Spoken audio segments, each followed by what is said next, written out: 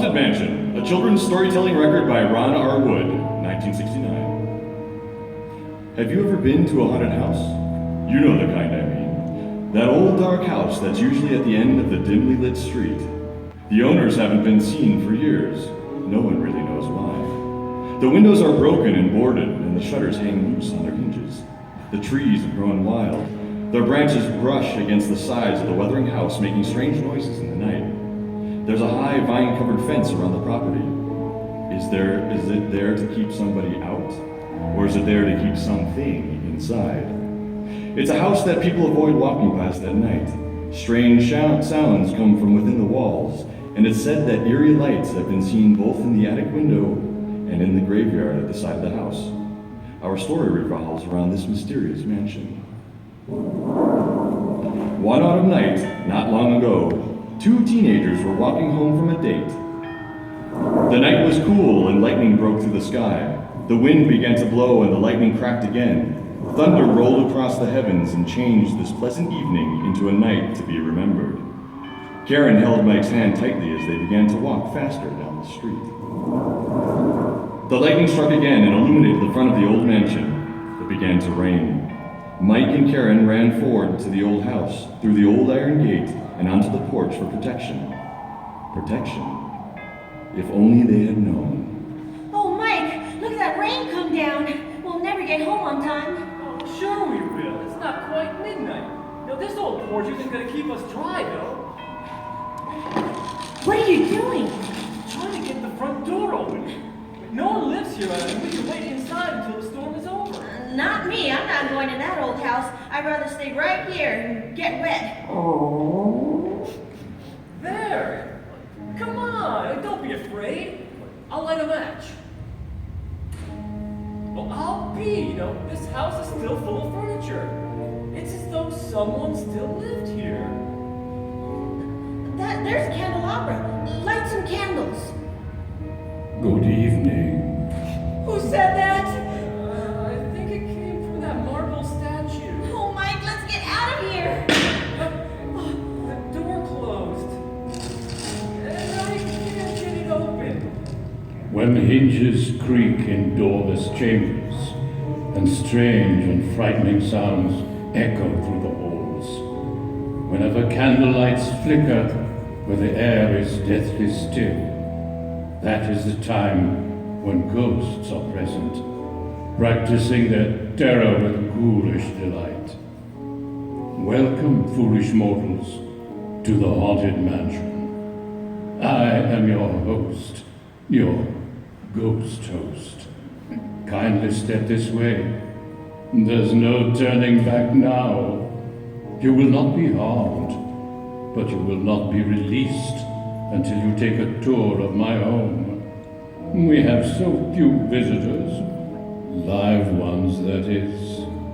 Our tour begins here in this ghostly gallery. Mike and Karen, too frightened to find another way out, obey their host's voice and entered the candlelit gallery. The gallery was a large room. Its walls were covered with paintings. As Mike and Karen stepped into the room, the wall behind them slid closed. Mike, we shouldn't have come in here. I'm scared. I don't see a way out. There's no doors, not even a window. Here in the gallery, you see rare paintings of some of our residents as they appeared in their corruptible mortal state. Even in this flickering gloom, your cadaverous pallor betrays an aura of foreboding. Your trusting mortal eyes tell you that these walls are stretching. But logic says, no, 'tis mere hallucination. Then look about you. Examine everything carefully. Your logic cannot deny that this chamber has no windows and no doors, which offer a rather logical challenge to find a way out. There's always my way. Lightning flashed from above the room, illuminating the attic area. There seemed to be no roof. From the rafters, a corpse swayed, dangling from a taut rope. A black raven flew into the room and perched on the bookcase. coward's way out. He chose the coward's way out. The candles Mike held went out mysteriously. Karen clutched his hand during what seemed to be an endless darkness. In a few seconds, the candles relit. A panel opened, exposing a dimly lit hallway. On the left side were windows revealing a grotesque landscape frequently illuminated by the lightning flashes. On the opposite side of the corridor were large portraits. When the lightning flashed, these paintings turned into decaying corpses. We should have never come in here. Ah! What was that? It's okay. It's just that raven. Did someone scream? We didn't mean to frighten you prematurely.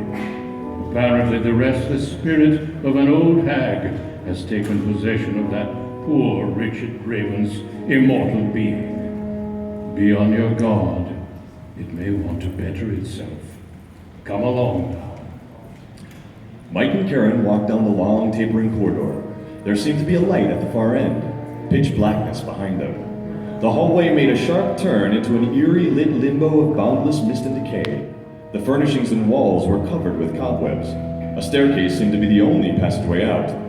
As they climbed to the second floor, they were greeted by an appalling cold.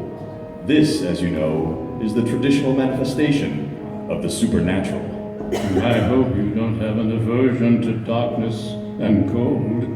But you see, we spirits are sensitive to light, and every consideration has been given to our comfort here in this delightfully dreary place.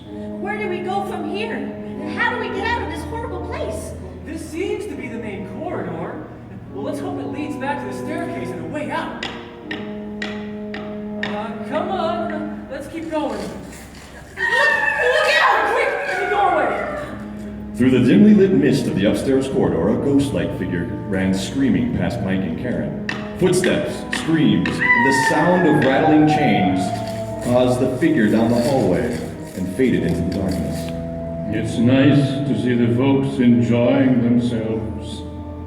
In my home, every room has wall-to-wall creeps and hot and cold running chills. But it's taken time to give it that comfortable, unlived-in look. The kids turned their backs on the corridor and looked into the room toward the sound of their host's voice. The candles Mike held again mysteriously dimmed and went out. They stood frozen with fright. They were in the cold, old conservatory, a room cluttered with decaying flowers and plants. Broken windows in the room allowed them to see the outside. There below was the private graveyard. Even though the rain was falling hard, an unnatural fog choked the gravestones. The rain was coming in through the broken windows. The air was damp. It had a musty smell. The raven flew in and perched on top of a large box situated in the middle of the room. What's that noise? I like the candles. There! It's a coffin. Something's trying to get out. You disturbed a guest. You'll be sorry for that. Mike and Karen ran out of the room into the dark hallway. They passed several closed doors as they continued towards the far end. From each door they passed, natural and unnatural sounds came from within. Each sounded as though it were trying to get out of the hall. Mike, I'm so frightened. Whatever you do, don't betray your presence by screaming. Follow my voice. Be calm. You have a very active imagination. That's good. They went to another room dimly lit by flickering candles. There, an unusual seance was in session. We're about to participate in a seance. Madame Leota is assembling all the spirits who have been just dying to meet you. Madame Leota, the medium who was chanting the plaintive incantations, was quite unique. Quite unique. She was truly a disembodied spirit, a mere talking head inside a misty crystal ball. As she invoked the spirits, objects floated about the room in response to her supplications. Serpents and spiders, tail of a rat, call in the spirits wherever they're at. Rap on a table, it's time to respond. send us a message from somewhere beyond. Goblins and ghoulies from last Halloween, awaken the spirits with your tambourine. Creepies and crawlies, toads in a pond, let there be music from regions beyond. Wizards and witches, wherever you dwell, give us a hint by ringing a bell. Mike, something's moving there, in the corner. It looks like smoke. But there's another one.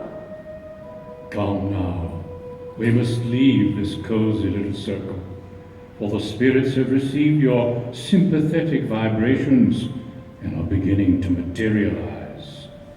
The ghost host led Mike and Karen through another doorway and onto a balcony overlooking a grand hall.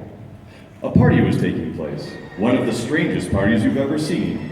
There was a long dining table covered with decayed food and withering flowers. Cobwebs were everywhere. It seemed to be a birthday party.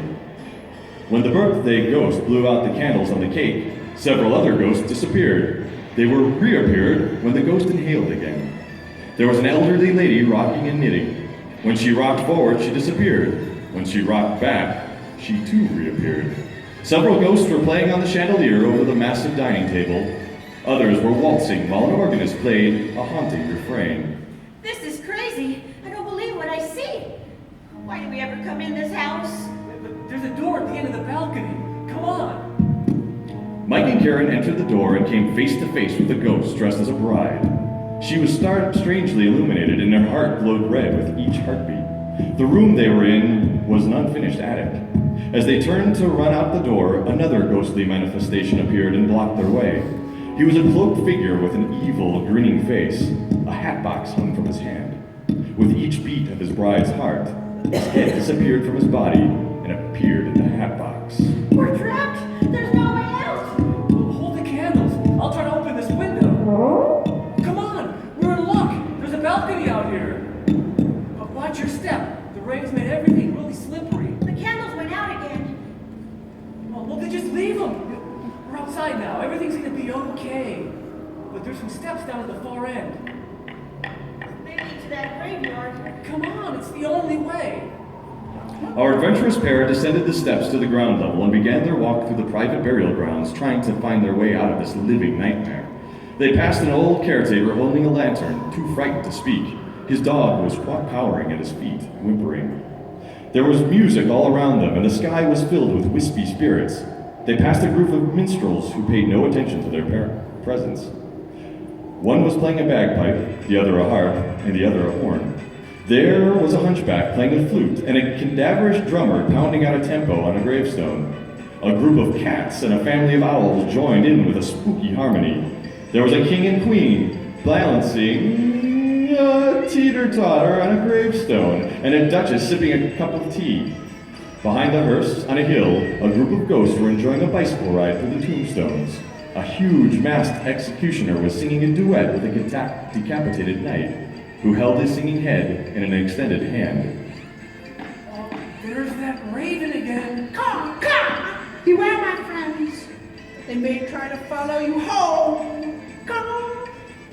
Mike, are you sure we're going the right way? Well, I think so, but there's only one path. It looks like there's something up ahead. That crypt. That's the one by the fence. It's the way out. Come on, let's stay close. Did you enjoy your visit? I told you you would not be harmed. Thank you for spending some time with us. Come back again. Bring your friends, if they'll believe the story you tell. I have to go now. It's midnight. Pleasant dreams. Now our fun begins. The